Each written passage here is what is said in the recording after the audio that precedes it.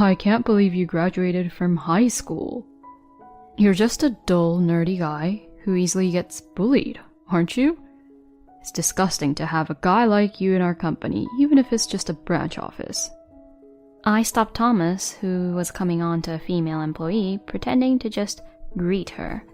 And as a result, I was subjected to an unbelievable barrage of abuse from him. As everyone around me looks on anxiously, I chuckle. I'm Nolan. I am 30 years old and I work at an office. I work as a salesman at a food manufacturer's branch office in a rural area. I graduated from high school and after I began to work right away, so my last education I received was at high school. I've had people make fun of me because of it, but no one looks down on me in the department I'm in now. I am especially grateful to Harris, the department manager, for all the help he has given me. I have made some good colleagues and was living a fulfilling life. Yes, I'll be waiting for you. Please be careful on your way. Harris hung up the phone and sighed. I looked at him to see what's wrong, and Harris smiles awkwardly. We're getting a visit from the head office at the beginning of next month. Visits from the head office are a normal thing, aren't they? Harris shook his head with a bitter expression as if he could see right through me. Thomas is visiting here. Hearing that, I finally understood why Harris was sighing. We work at the branch office, but from time to time, information and rumors circulate about the head office. Thomas, whom Harris refers to, is the general head office manager, who oversees the 1st and 2nd Division sales departments. And Thomas is frequently mentioned in rumors, but it's always in a bad way. It's unusual to have a different person come to inspect the branch office. I said that, and Harris agreed. I'm sure there was good reason for that, but I am concerned that he also asked for a get-together party. In other words, I guess Thomas wants us to entertain him. Oh dear. Harris got up from his seat as he said that. Thomas is well known for his bad reputation, and Harris and I both knew about it. I heard that Thomas was an elite graduate from a famous, prestigious university, but he has a terrible personality and judges people only by their academic backgrounds. He's said to harass employees with power and verbally abuses his subordinates, and he is also rumored to be sexually harassing women even though he is married. I shook my head. It's not uncommon for a person to have some issues with their personality, as it gets even rumored around, but mostly when you actually meet that person, he or she isn't that bad. It's not like we haven't had get-togethers with people who have come to inspect the branch before. That's how I convinced myself about Thomas. My conscience told me that I didn't want to do anything I didn't want to do. I had also been judged by people's own imagination based on my academic background. Anyway, I would continue to work diligently as usual on the day Thomas arrives here. That's what I thought to myself, and started preparing to go out of the office. The months changed, and today was the day Thomas was coming to visit.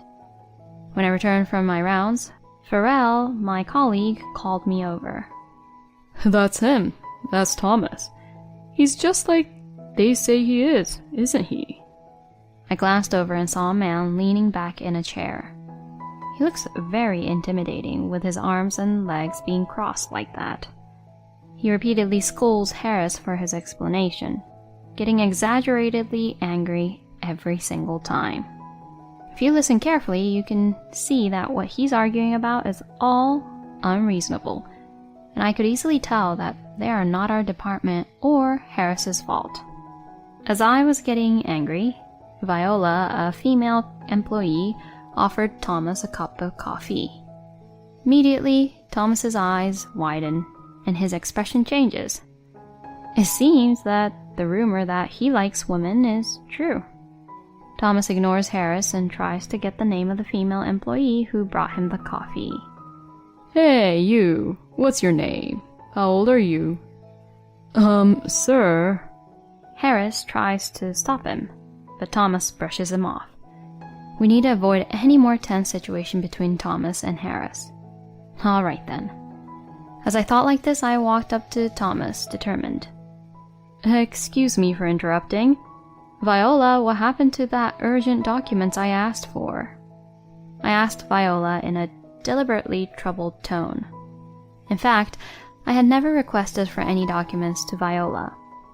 I look at her and Viola's voice rises as if she knew what I was talking about. I'm sorry, sir. I'll bring it to you right away.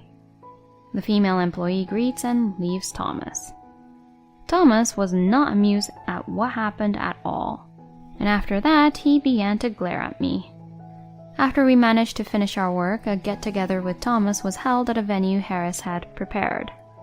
I guess Thomas yelled at the employees unnecessarily and gave them a lot of work to do, so everyone looks more tired than usual today. Harris gives a toast, and we spend our time together. Hey, did you hear? Thomas is staying at a luxury hotel. Farrell whispers in my ear. The area where the branch office is located is in the countryside, but it is a famous tourist spot, and there are several luxurious hotels. I thought the company reserved the hotel since they're the ones paying it. Up until now, everyone who has visited our branch office has stayed in accommodations within their expense allowance. You idiot, that can't be true. Thomas is doing whatever he wants with his power, you know? I was afraid to assume anything, but it was possible. At that moment, I casually let my gaze wander and involuntarily said, "Eek!" and I gulped. Thomas was glaring at me from a little distance away. You're being targeted now, aren't you? It's all because you saved Viola like that. I sighed at Farrell's words. But I couldn't leave her alone. You're an honest person, huh? But good job, Nolan. Farrell laughed and I sipped my beer, trying to hide my embarrassment.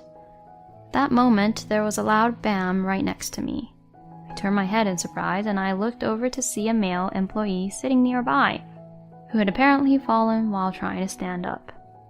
Hey, are you alright? Farrell approached him and helped him to his feet. The male employee's face was bright red. Harris ran over to him. I'm going to let him get some fresh air. And the two of them left, dragging the male employee with them. I tried to go with them, but they said, "Oh, we don't need many more people here." So I was left with nothing to do. Please stop it. Not 5 minutes after Harris left the room, I hear a woman's voice this time and I look to see what's happening. It was Viola, the woman I had saved earlier in the day. It seems that Thomas is messing with her again, now that Harris is gone. The employees around us look annoyed, but no one is able to help. I think you're cute. You just have to come over here for a minute. With a smirk on his face, Thomas pulls Viola to him. He holds her by the shoulders, and this was a huge red flag. Viola is in tears. I didn't want Thomas to glare at me any longer, but I also think that getting glared once or twice is not so different. The next thing I know, I'm on my feet with a glass of booze in my hand and went over to Viola and Thomas. Thomas, my name is Nolan. Please, have a drink with me. When I looked at her, Viola nodded her head in sincere relief and stood up from her seat. Thomas followed her back with his eyes reluctantly and then glared at me. You again, huh? You keep interrupting me. Thomas, already drunk and being very red, yells at me. No, that's not what I mean at all, you see. Thomas smirked at me as if he had just remembered something. Harris just told me you only graduated from high school. I knew that Harris had been sitting next to Thomas ever since the get-together started, but I had no idea that they were talking about me. I guess he didn't like the fact that I had kept him away from Viola from the beginning. As I was being fed up of him, Thomas continued to say this. How is it possible that you only graduated from high school? You're just a dull, nerdy guy who easily gets bullied, aren't you? It's disgusting to have a guy like you in our company, even if it's just a branch office. Perhaps it was the alcohol, but he kept on blabbing on and on. I didn't argue with Thomas and just listened to what he had to say. And he'd also say things like, I would like to see your parents. or, You should come back when you are more educated than I am. I was shocked and dismayed by his verbal abuse. I guess he thought I was shocked and stunned, so Thomas then slapped me on the knee and began to yell at me again. Hey, how long are you going to keep dazing like that? Your boss's glass is empty. Now bring me a drink. God, this is why I'm tired of dealing with undereducated people like you. Thomas, who is capable of being a boss to you? Thomas rolled his eyes, as if my question was stupid. Well, you know, he has to have a higher position or status than me. I nod and get specific in my question. For example, the CEO of the company, right? What about the CEO's relatives, like the CEO's son or the sibling? Would they be a good boss for you?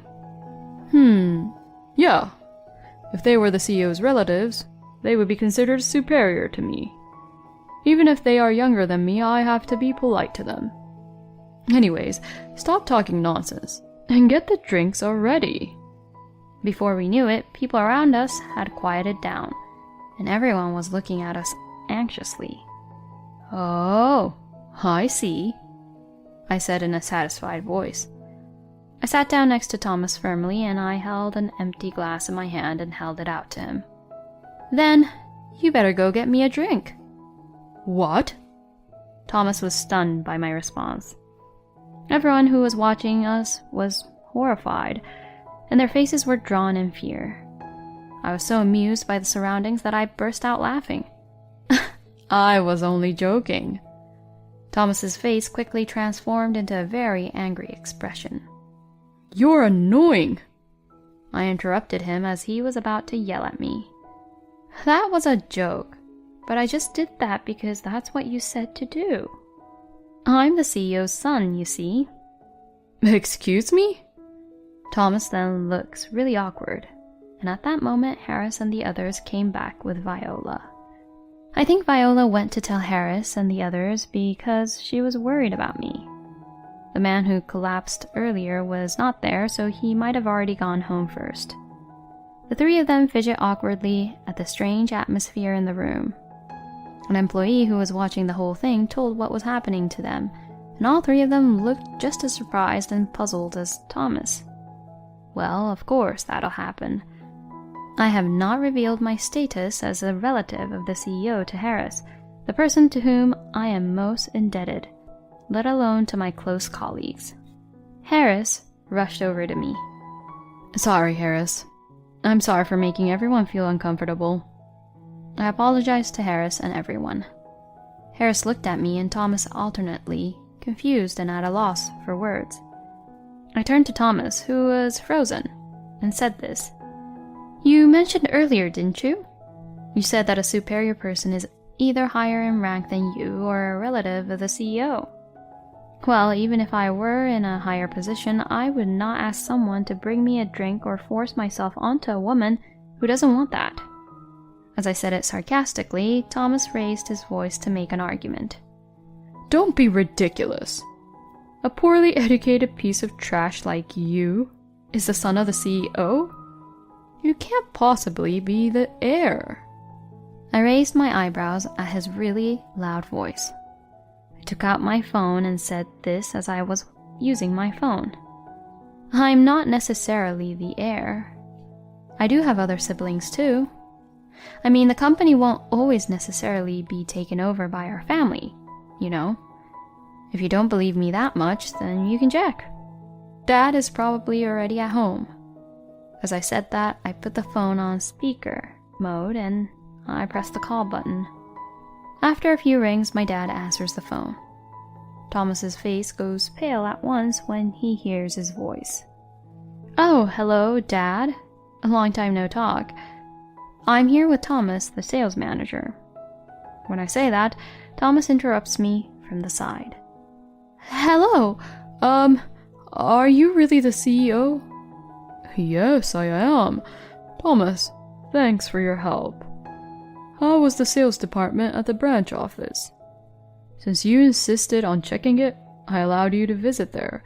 But as I said to you, you didn't have to worry about anything for that branch, right? Or is my son being rude to you?" Thomas looked at me awkwardly. His whole body was shaking and I could see him sweating. "No way. He was not being rude at all. I didn't even know your son was at the branch office to begin with."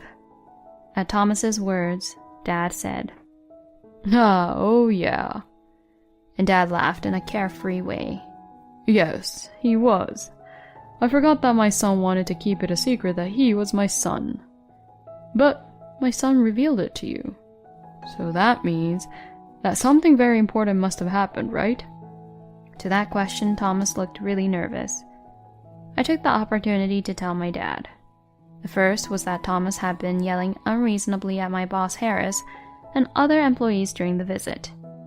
Second is Thomas sexually harassing the female employee and pestering her at the get-together party. And the third was the fact that he brought up my educational background when I came in to stop Thomas, and that he verbally abused me. "Your son is drunk, sir." "I was just messing around a little. I would never—" "But it's true, sir."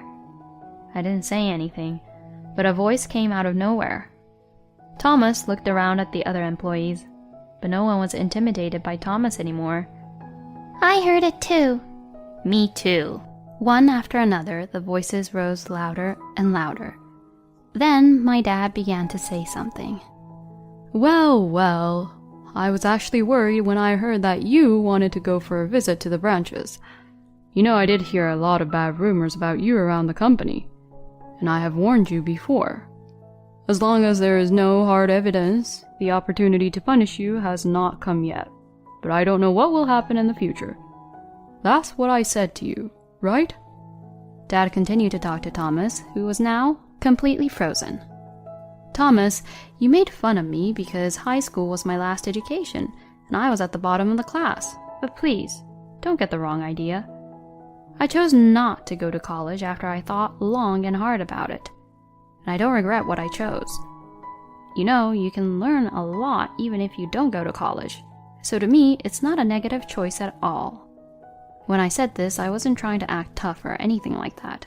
I was just being honest because that's how I truly felt. Above all, it was my dad, of all people, who encouraged me to make this choice. "In whatever way you choose your career path, your mom and I will respect your choice no matter what." Because of those words, I decided on my career path with a positive attitude. After graduating from high school, I took the company exam for my father's company and passed. And now, here I am. It was my choice to work at a branch office in the countryside. I used to live in the city where the company was headquartered, but I wanted to try a different environment, and I would like to gain experience in other branches eventually. I thought about going on to higher education, but more than that, I wanted to repay for my dad's kindness as soon as possible. Harris, who had been quietly watching me, followed my lead. "Nolan makes his own choices and continues to go on his own path. So does his work ethic. He has the strength to keep going and not give up. I'm afraid you have insulted him while I was gone, so I'd like for you to apologize to Nolan." I scratched my cheek, feeling somewhat embarrassed. "Anyway, I will testify again to the CEO about your terrible behavior today. I am sure that everyone here will testify as well. And I'm sure that I'll find some more bad things about you if I search about them, so make sure to be mentally prepared for that." "Okay then, Dad. I'll be submitting a summary of everyone's testimony shortly about Thomas." "Understood." Dad answered that, and the call ended. I don't know what he was thinking, but Thomas began to run away. I guess it must have been really tough for him to be there. At the same time as Thomas let out a sad scream, a tremendous noise rang out. When everyone peeked out of the room, Thomas had fallen over, and he was tangled up because he was really drunk too. My father later told me that Thomas had been fired from the company. I was told that the evidence I submitted to the company was followed by evidence from the head office and other branch offices of Thomas's power harassment and sexual harassment. Some of them declared that they would sue him. The luxury hotel where Thomas was supposed to stay was in fact actually also a hotel that he had booked with the intention of meeting up with his lover later on. So, Thomas visited our branch office and called it as an inspection tour, but actually, the rest was just for fun. What a scumbag. Thomas is now divorced, but he deserves it. I'm sure he's an elite graduate of a famous, prestigious university, but wow, what a waste. I wonder if I will end up like Thomas if I had taken the career path like him. I said as I sat down at my computer. Nah, you'll be fine. You actually know what you want. Yeah, that's right. Harris and Farrell laughed as they said that. Even though they know I am the son of the CEO, they still treat me the same way they always have. Neither ability nor humanity can be measured by that person's academic background alone. I will continue to work hard so that people who would know who I am would think that way. Thank you for watching. I hope you enjoyed it. We look forward to seeing you again. Please subscribe to our channel